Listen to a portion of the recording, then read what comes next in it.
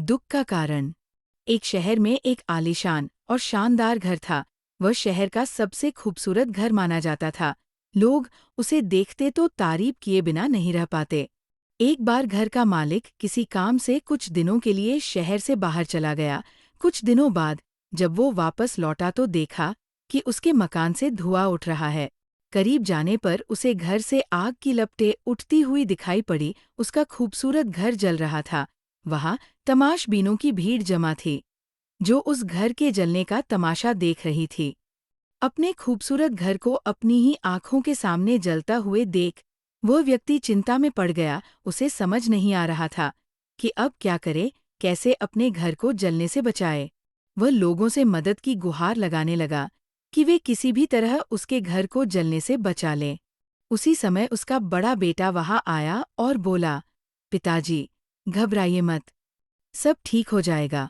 इस बात पर कुछ नाराज होता हुआ पिता बोला, कैसे न घबराऊं? मेरा इतना खूबसूरत घर जल रहा है। बेटे ने उत्तर दिया, पिताजी, माफ कीजिएगा, एक बात मैं आपको अब तक बता नहीं पाया था। कुछ दिनों पहले मुझे इस घर के लिए एक बहुत बढ़िया खरीदार मिला था। उसने मेरे सामने मकान की कीमत की 3 गुनी रकम का प्रस्ताव रखा। सौदा इतना अच्छा था कि मैं इनकार नहीं कर पाया और मैंने आपको बिना बताए सौदा तय कर लिया। ये सुनकर पिता की जान में जान आई। उसने राहत की सांस ली और आराम से यूं खड़ा हो गया जैसे सब कुछ ठीक हो गया हो। अब वह भी अन्य लोगों की तरह तमाशबीन बनकर उस घर को जलते हुए देखने लगा। तभी उसका दूसरा बेटा आया और बोला, पिताजी, हमारा घर जल रहा है और आप है कि बड़े आराम से यहाँ खड़े होकर इसे जलता हुआ देख रहे हैं।